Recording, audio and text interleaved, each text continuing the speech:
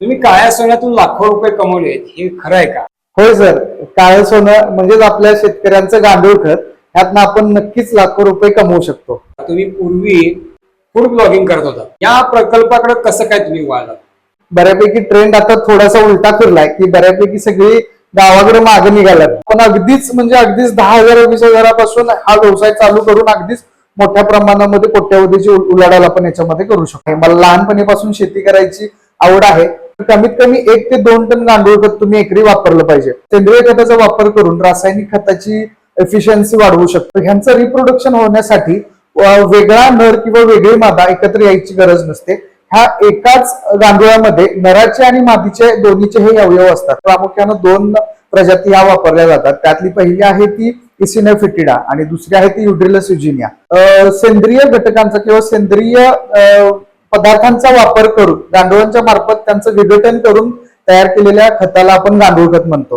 गांडुळांना proper nutrition provide केलं तर साधारणतः 1.5 ते 2.25 टन खत आपण एका ट्रॉलीपासून तयार करू शकतो. प्रॉपर सावलीमध्ये याचं स्टोरेज केलं तर त्याचा कोणताही परिणाम याच्यामध्ये होत नाही.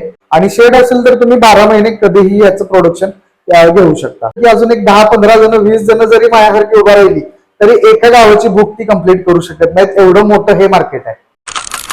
मित्रांनो, शेणातून सोन्याची निर्मिती करता येते. ही किमया साखराळे येथील प्रतीक पवार या नवउद्योजक तरुणाने करून दाखवली आहे. त्यांचा गांडूळ खत निर्मितीचा प्रकल्प आहे. या गांडूळ खत निर्मिती प्रकल्पाविषयी आज आपण त्यांच्याशी गप्पा मारणार आहोत. नमस्कार. नमस्कार, माझे नाव प्रतीक पोपटराव पवार, राहणार साखराळे, तालुका वाळवा, जिल्हा सांगली. मी माझे शिक्षण वसंतराव नाईक मराठवाडा कृषी विद्यापीठाच्या उद्यान विद्या महाविद्यालयातून पूर्ण केले. मी 2016 साली पास आउट झालो. त्यानंतर 1 ते 2 वर्ष मी बऱ्यापैकी आमच्या घरातल्यांच्या बरोबर शेतीत पूर्णपणे काम केलं आणि त्याच्या शेतीच्या आमच्या गरजेनुसार ह्या व्यवसायाकडे आम्ही वळलो असं म्हटलं तर चालेल. आम्ही 2018 पासून गांडूळ खत आणि त्या गांडूळ खत अलाइड प्रोडक्ट्स याच्यामध्ये काम करतोय. गांडूळ शेती किंवा गांडूळ खत निर्मिती हा प्रकल्प किंवा ही वाट आपण निवडावी असं तुम्हाला का वाटलं? जसं की मी आता सांगितलं की 2016ला मी माझं डिग्रीचं शिक्षण पूर्ण केलं. त्याच्यानंतर मी पूर्णपणे शेती करण्यास सुरुवात केली आमच्या घरातल्यांच्या सोबत. तर त्यावेळेस आम्हाला असं लक्षात आलं की पूर्णपणे रासायनिक किंवा पूर्णपणे सेंद्रिय शेती करून उपयोग नाहीये. ह्याचा कुठेतरी एक सुवर्ण मध्य करून आपल्याला त्याच्यावरती काहीतरी मार्ग काढला पाहिजे. तर त्याच्यामध्ये मला असं लक्षात आलं की रासायनिक शेतीला जर सेंद्रिय शेतीची जोड मिळाली तर आपल्याला त्यात इंटिग्रेटेड न्यूट्रिएंट मॅनेजमेंट किंवा इंटिग्रेटेड मॅनेजमेंट असं त्याला एक संकल्पना आहे, ज्याच्यामध्ये आपण सेंद्रिय खताचा वापर करून रासायनिक खताची एफिशियन्सी वाढवू शकतो. तर ह्या गोष्टीवर अभ्यास करताना आम्हाला असं लक्षात आलं की गांडूळ खत हा एक चांगला प्रोडक्ट आहे की जो रासायनिक खताबरोबर आपण वापरून त्याची इफिशियन्सी वाढवू शकतो. मग त्या पद्धतीनं आम्ही त्या गांडूळ खताचे आमच्या शेतामध्ये ट्रायल्स घेतले. त्याचे रिझल्ट आम्हाला आल्यानंतर आमच्या आजूबाजूचे शेतकरी त्यांना आम्ही हे सजेस्ट केलं आणि एकंदरीत असा एक 2-3 वर्षाचा अभ्यास केल्यानंतर आम्हाला जेव्हा कॉन्फिडन्स आला तेव्हा आम्ही आधी स्वतःसाठी याची निर्मिती चालू केली आणि आमचं बघून जसं शेतकऱ्यांच्याकडून मागणी यायला लागली तसं तसं आम्ही थोडंसं याचं कमर्शियलायझेशन केलं आणि 2021ला आम्ही आमचा मोठा प्रकल्प चालू केला. सुरुवातीला साधारण आपण आता हा व्यवसाय सुरू करतोय किंवा गांडूळ खत निर्मिती प्रकल्प सुरू करतोय तर त्यावेळेला भांडवल साधारण कसं लागलं आणि किती लागलं किंवा त्याची उभारणी आपण कशी केली? सर, तसं सांगायला गेलं तर मी एकदम मोठा प्रकल्प चालू केला नाही. मी आता आधी माझ्या ह्याच्यामध्ये इंट्रोडक्शन मध्ये सांगितलं की मी आधी स्वतःपुरतं निर्मिती चालू केली. आमच्या स्वतःच्या शेतावरती 1-2 बेड 4 बेड असं चालू केलं आणि त्यातनं वाढवत आम्ही केल्यामुळं आम्हाला सुरुवातीची इनिशियल कॉस्ट ह्याच्यामध्ये सगळ्यात जास्त जी कॉस्ट येते ती कल्चरची येते. तर ही आम्हाला लागली नाही कारण आम्ही स्वतःच्या ह्या निविष्ठा तयार करत गेलो. त्याच्यामुळे साधारणतः आमचा मोठा प्रकल्प जरी चालू केला तर मिनिमम बजेटमध्ये आम्ही तो सेटअप केला. आमच्या ज्या थोडक्यात आम्ही स्क्रॅच पासून या गोष्टी सगळ्या चालू केल्यात. गांडूळ खत निर्मिती प्रकल्प म्हणजे याच्यासाठी महत्वाचा भाग आहे म्हणजे गांडूळ. आता त्याच्यातही काही प्रजाती असतील, मग त्या प्रजाती आणि त्याच्यापासून चांगलं गांडूळ खत निर्मिती ह्या प्रक्रियेमध्ये कोणत्या जातीची आपण निवड केली? गांडूळ म्हणजे काय असं काही असतं का? सर, तसं मला सांगायला आवडेल की आपल्या भारतामध्ये, जगामध्ये तर भरपूर जाती आढळतात, पण भारतामध्ये प्रामुख्यानं जेव्हा आपण कमर्शियल गांडूळ खत निर्मिती हा विषय घेतो, तर प्रामुख्यानं दोन प्रजाती ह्या वापरल्या जातात. त्यातली पहिली आहे ती इसिना फिटिडा आणि दुसरी आहे ती युड्रिलस युजिनिया. तर त्याच्यामध्ये आपल्या विभागामध्ये किंवा आपल्या भागामध्ये जी सस्टेन चांगली होते, ज्याचं रिप्रोडक्शन चांगलं होतं आणि खत निर्मिती चांगली होते, ती इसिनिया फिटिडा.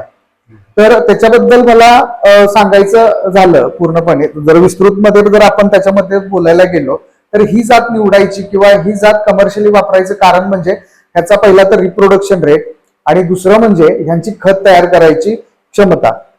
ह्यामध्ये इसिनिया फिटिडा बद्दल आणखीन सांगायचं झालं तर, किंवा कोणत्याही गांडुळाबद्दल सांगायचं झालं तर, ह्यांचा रिप्रोडक्शन रेट जास्त असायचं कारण म्हणजे ते हर्माफ्रोडाइट म्हणजे बायसेक्शुअल असतात. बायसेक्शुअल म्हणजे काय कन्सेप्ट आहे की ह्यांचं रिप्रोडक्शन होण्यासाठी वेगळा नर किंवा वेगळी मादा एकत्र यायची गरज नसते.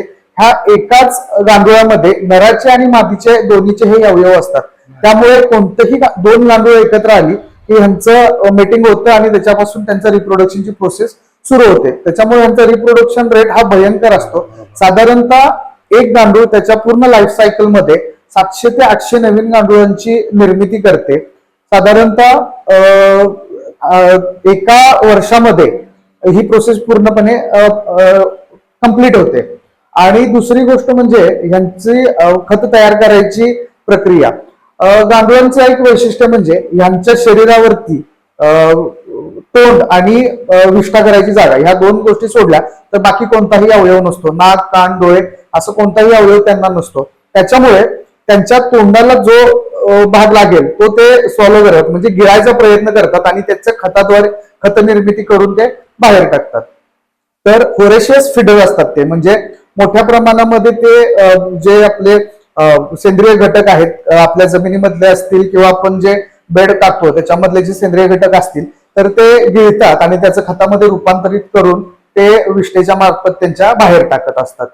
तुम्ही आता गांडुळाच्या जातीबद्दल किंवा इतरत्र अशी विस्तृत माहिती दिली. आता आपण हा कच्चा माल कुठून आणतो आणि त्याची आणायची काय पद्धत असते किंवा काय? कच्चा मालाबद्दल बोलायच्या आधी मला एक सांगायचं आहे की गांडूळ खत आता आम्ही जे करतोय ते शेणापासून करतोय, पण असं नाहीये की शेणापासूनच गांडूळ खताची निर्मिती होते. गांडूळ खत म्हणजे नक्की काय हे आधी मी तुम्हाला सांगतो.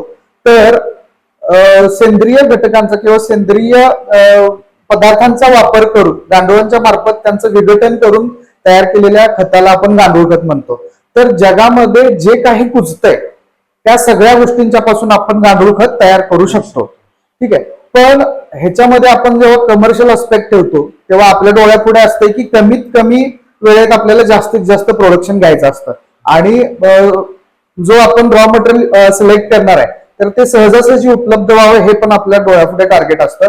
त्याच्यामुळे आपल्या भागात आपल्या शेतीबरोबर पशुपालनाचा किंवा दुग्ध व्यवसाय मोठ्या प्रमाणात असल्यामुळे शेण हा घटक आपल्याला रॉ मटेरियल म्हणून अगदी सोप्या पद्धतीने आपल्याला उपलब्ध होतो. त्यामुळे आम्ही शेणाची निवड केली आणि शेण लवकर सापडतं पण आपल्याला आणि त्याच्यापासून गांडूळ खताची निर्मिती पण मोठ्या प्रमाणामध्ये होते. प्रामुख्यानं आम्ही आता जे आमच्या युनिटवरती शेणखत वापरतो ते आजूबाजूच्या शेतकऱ्यांच्या शेतावरती, उकिरड्यावरती किंवा जे मोठे प्रकल्प आहेत आपल्या इथं दुग्ध व्यवसायांचे त्यांच्या गोठ्यावरून आपण शेणखत घेतो.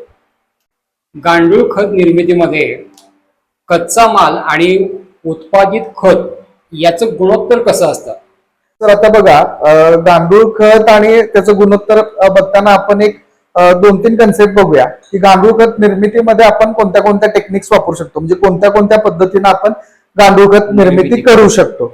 तर त्याच्यामध्ये आता आपण आपल्या प्लांटवरती जो वापरतो तो टेट्राबेड, म्हणजे प्लास्टिकचा एक 12x4x2 फुटाचा बेड असतो ताडपदरीचा, ज्याला 2 वर्षाची आमची गॅरंटी असते जर आमच्यातर्फे घेतला तर त्या पद्धतीने पण एक आपण करू शकतो. दुसरी आहे की बेड मेथड, म्हणजे तुमच्या जमिनीवरती सरीवरंबा पद्धतीनं पण आपण शेण पसरून त्यामध्ये गांडूळ सोडून आपण करू शकतो. आणि तिसरी पद्धत आहे की जी नाडेप, ही नामदेव पांढरी पेंडे म्हणून एक शेतकरी होते की त्यांनी ही पद्धत आहे ती काय म्हणतात त्याला शोध लावला, त्याच्यामुळे त्याला त्या पद्धतीचं नाव दिलं. त्याच्यामध्ये सिमेंट विटाची टाकी बांधली जाते आणि त्याच्यामध्ये शेण टाकून गांडूळ खताची निर्मिती केली जाते. आता प्रत्येक शेतकरी आपापल्या सोयीनुसार आपापली पद्धत निवडू शकतो आणि गांडूळ खताची निर्मिती करू शकतो. आता आपण जर बेसिक बोलायला गेलं की सरीवरंबा किंवा आमचं जे गांडूळ खत बेड आहेत त्यामार्फत जर आपण त्या पद्धतीनं जरी आपण गांडूळ खताची निर्मिती करायचं ठरवलं तर साधारणतः एक डम्पिंग ट्रॉली जी असते आपली एका ब्रासची ट्रॉली असते तर त्यामध्ये साधारणतः 2 ते 2.5 टन शेणखत आपल्याला मिळतं.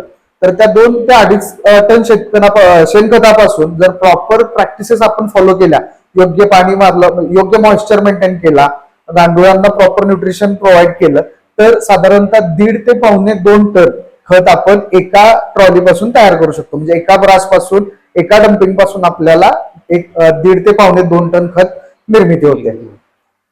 गांडूळ खत निर्मितीमध्ये बेड हा पहिला टप्पा आहे आणि खत हा शेवटचा टप्पा आहे.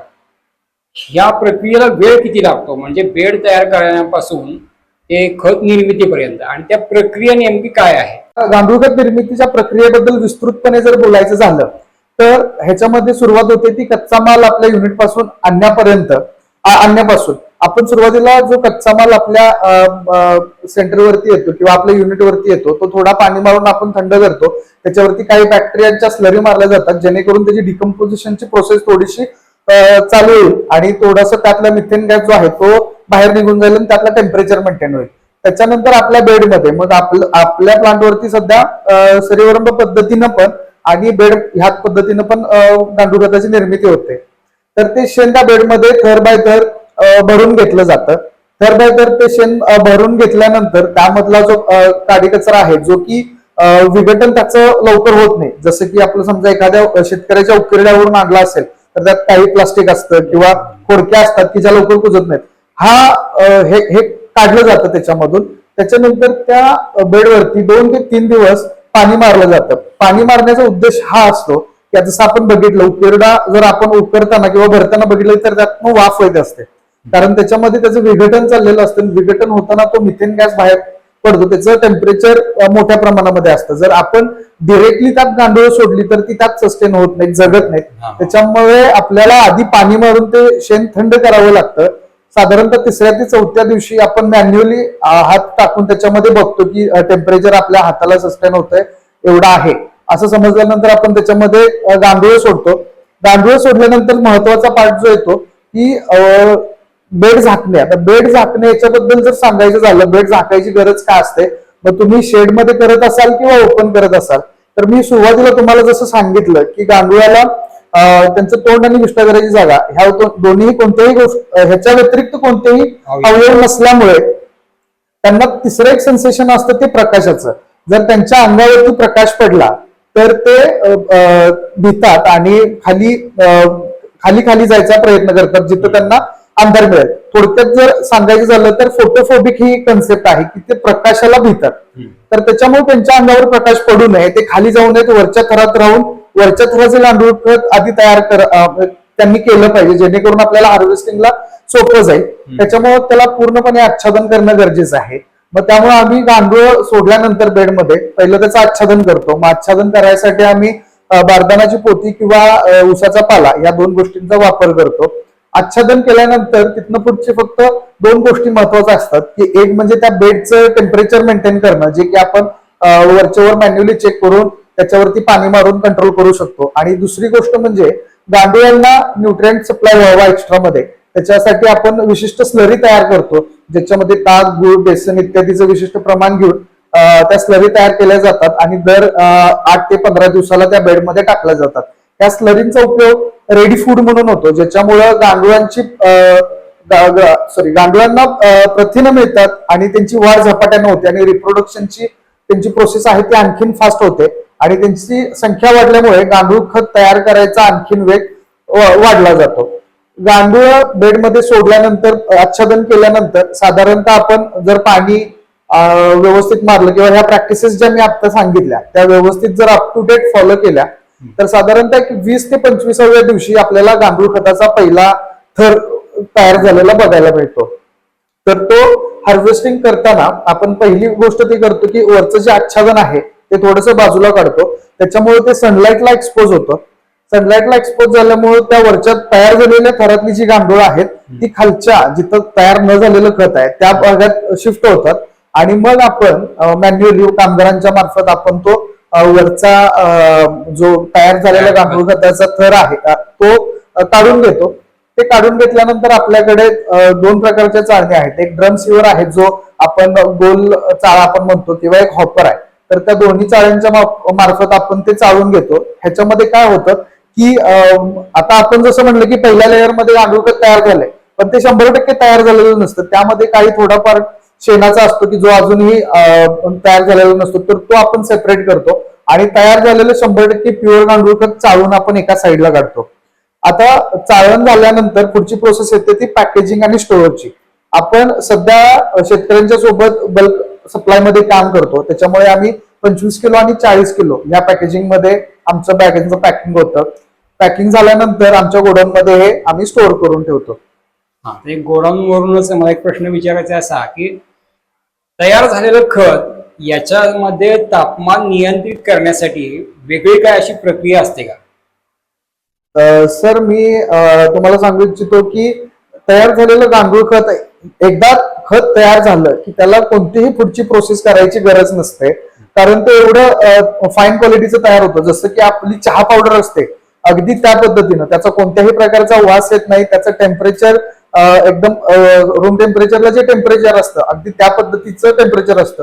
फक्त काळजी एक घ्यायची की त्याचं मॉइश्चर तुम्हाला फक्त मेंटेन करावं लागतं जे की तुम्हाला बेडमध्येच करावं लागतं. चाळल्यानंतर करण्यापेक्षा आपण बेडमध्येच जर व्यवस्थित मॉइश्चर बघितलं आणि त्याच्यानंतर जर खत चाळलं तर त्याच्यानंतर कोणतीही प्रक्रिया आपल्याला करायला लागत नाही.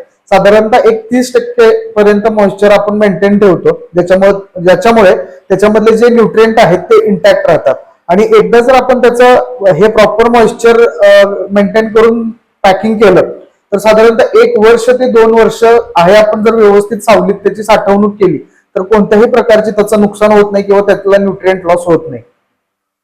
त्यावेळेला तुम्ही या व्यवसायात उतरायचं ठरवलं की आता शेणाचा व्यवसाय थोडक्यात शेणात हात घालण्यासारखा हा व्यवसाय आहे.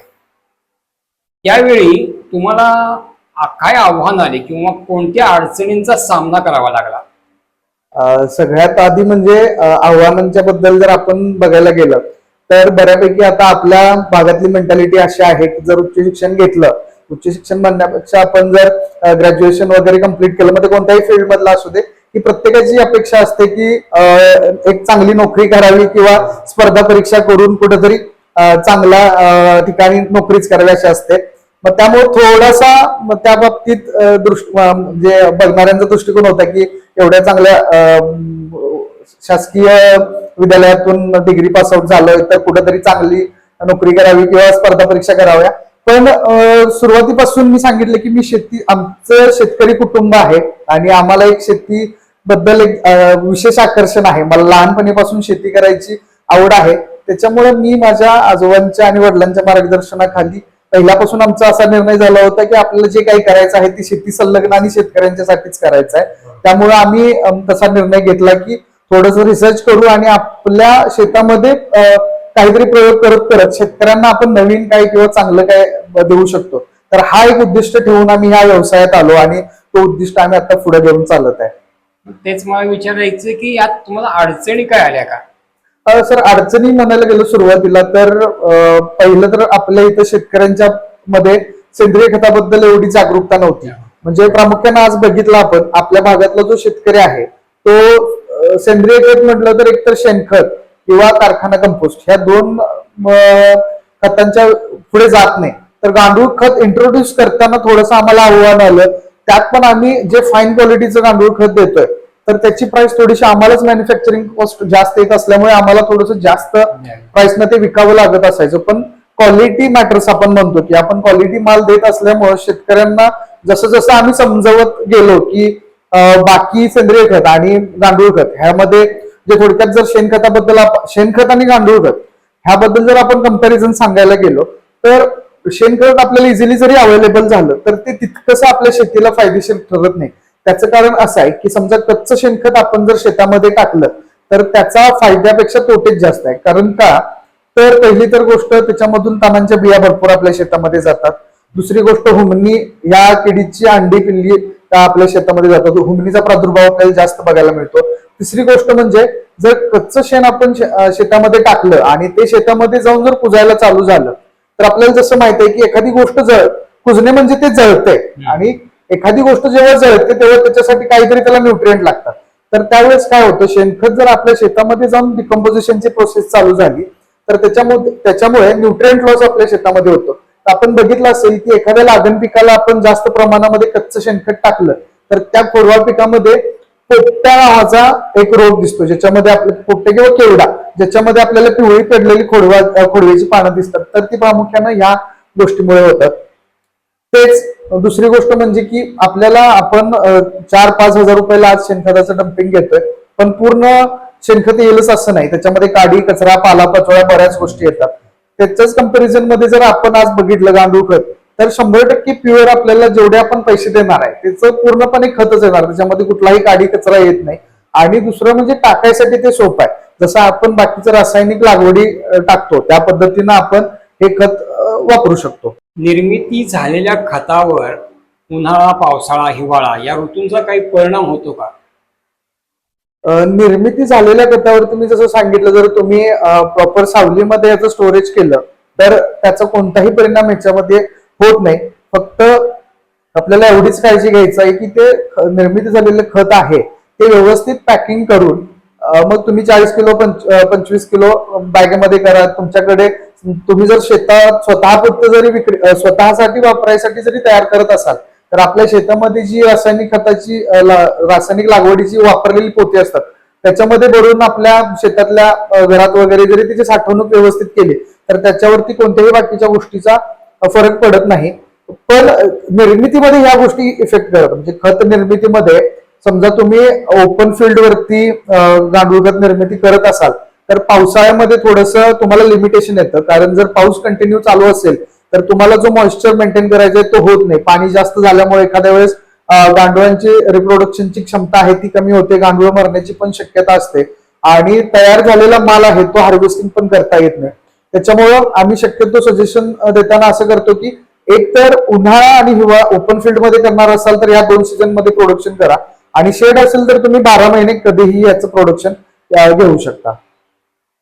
खत निर्मितीनंतर त्याच्या पुढचा महत्वाचा टप्पा आहे ती म्हणजे बाजारपेठ. आपल्या उत्पादित मालाला आपण बाजारपेठ कशी तयार केली पाहिजे किंवा तुम्ही कशी करता आणि त्याची विक्री व्यवस्था तुमच्याकडे कशी आहे? सर, आता आपण ह्याचं मार्केट जर बघितलं तर त्याच्यामध्ये 2 सेगमेंट किंवा 2 सेक्टर आपण आहेत असं समजू शकतो. एक जो आहे तो आपल्या शेतकऱ्यांच्यासाठी शेतीसाठी वापरण्यात जे खत वापरलं जातं तर त्याच्यासाठी विक्री आपण करू शकतो. आणि दुसरं एक जे आहे ते अर्बन मार्केट, म्हणजे आता आपण जर बघतो की बऱ्यापैकी हेल्थ कॉन्शियस लोक झालेली आहेत आणि स्वतःच्या टेरेसवरती त्यांनी टेरेस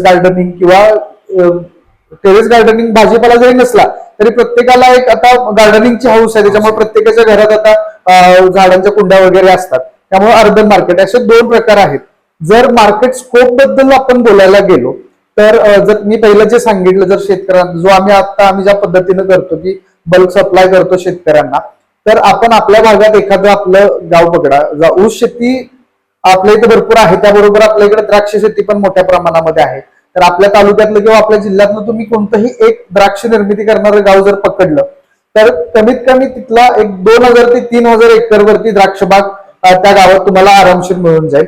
तर आज जी संशोधन केंद्र आहेत द्राक्षावरती रिसर्च करणारी, तर त्यांचं म्हणणं असं आहे की तुम्ही सेंद्रिय खत वापरत असाल आणि गांडूळ खत वापरत असाल तर कमीत कमी 1 ते 2 टन गांडूळ खत तुम्ही एकरी वापरलं पाहिजे. आणि तुम्ही जर असं कन्सिडर करा की एक गाव आहे आणि त्याच्यामध्ये 2000 एकर जरी द्राक्ष बाग आहे आणि त्याच्यामध्ये जर त्या शेतकऱ्यांना तुम्हाला 2000 एकरी 2 टन गांडूळ खत सप्लाय करायचं आहे तर 2000 एकर वरती 2 टनाच्या हिशोबाने 4000 टन गांडूळ खत फक्त एका गावाची बुक आहे. म्हणजे आपण स्कोप लक्षात घेतला तर. आणि मी आता वार्षिक आमचं कसं तरी कडक 350-400 टनापर्यंत आम्ही पोहोचतोय. म्हणजे माझ्यासारखी अजून एका गावालाच माझ्यासारखी अजून एक 10-15 जण 20 जण जरी माझ्यासारखी उभा राहिली तरी एका गावाची बुक ती कंप्लीट करू शकत नाहीत, एवढं मोठं हे मार्केट आहे. हे झालं बल्क सप्लायचं, शेतकऱ्याच्या सप्लायचं. आणि दुसरं मी सांगितलं की अर्बन मार्केट म्हणजे आता ई कॉमर्स वेबसाईट आहेत, तर ह्या ई कॉमर्स वेबसाईटच्या थ्रू किंवा आपण शहरामध्ये आता जागोजागी नर्सरीज बघतो, तर त्या नर्सरीच्या थ्रू 1 किलो 5 किलो 10 किलोचे असे छोटे पॅकिंग करून पण आपण ह्याचं मार्केटिंग करू शकतो. आता ह्या दोन्हीमध्ये डिफरन्स असं आहे की बल्क सप्लाय करताना तुम्हाला एक आज रेट चालू आहे ते 10 ते 12 रुपये किलो. का तर ते मोठ्या प्रमाणामध्ये आपण बल्क सप्लाय करतो, एका शेतकऱ्याला 1 टन 2 टन 5 टन असा माल आपण देतो. पण तेच जर तुम्ही शहरी भागात गेला तर 1 किलो 5 किलो 10 किलो जर तुमचं मार्केटिंग चांगलं असेल, पॅकेजिंग चांगलं असेल, तुम्ही ब्रँड व्हॅल्यू जर क्रिएट केली, तर आज ई कॉमर्स वेबसाईटवरती तुम्ही जर सर्च केलं तर चांगल्या चांगल्या कंपन्या अगदी 200 रुपये 250 रुपये किलो पर्यंत ही गांडूळ खताची विक्री करत आहेत. त्याच्यामुळं भरपूर स्कोप आहे. असं नाहीये की फक्त ग्रामीण भागातच हा व्यवसाय होऊ शकतो. तुम्ही जर शहरी भागात जरी राहत असाल तरी अशा पद्धतीनं तुम्ही ह्या गांडूळ खताची विक्री करू शकता. या व्यवसायामध्ये नव्यानं उतरणाऱ्या तरुणांना तुम्ही काय सांगाल? सर आता मला हे प्रामुख्यानं सांगायचं आहे कारण ह्याच्या आधीचे ज्या माझ्या मुलाखती झाल्या किंवा व्हिडिओ झाले तर त्याच्यामध्ये फक्त मोठे आकडे बघून काही जण आकर्षित झाली आणि मी त्यांना, आमच्याकडे जे येतात त्यांना आम्ही प्रॉपर मार्गदर्शनच करतो, पण आम्ही जरा प्रखर स्पष्ट बोलत असल्यामुळे त्यांना ते पटत नाही. मग ते कुठेतरी दुसरीकडे जाऊन मोठ्या प्रमाणामध्ये सुरुवात करायच्या प्रयत्नामध्ये फसतात आणि भांडवल बुडवून बसतात. त्यामुळे मी प्रकर्षाने हेच सांगेन की कोणताही व्यवसाय सुरू करत असताना त्याचा आधी अभ्यास करणं महत्वाचं आहे. आणि तुम्ही थोड्या स्मॉल स्केल पासून जर चालू केलं तर तुम्हाला त्यातले प्रत्येक गोष्टी जवळून बघता येतात आणि त्याचा अभ्यास चांगल्या पद्धतीने करता येतो. जसं मी स्वतःबद्दल पण सांगितलं की आधी आम्ही आमच्या स्वतःच्या शेतात त्याची निर्मिती चालू केली, आमच्या स्वतःच्या शेतामध्ये त्याचे ट्रायल घेतले आणि हळूहळू करत आम्ही त्याचं मल्टिप्लिकेशन केलं आणि कमर्शियल लार्ज स्केलवरती आम्ही त्याचं प्रोडक्शन चालू केलं.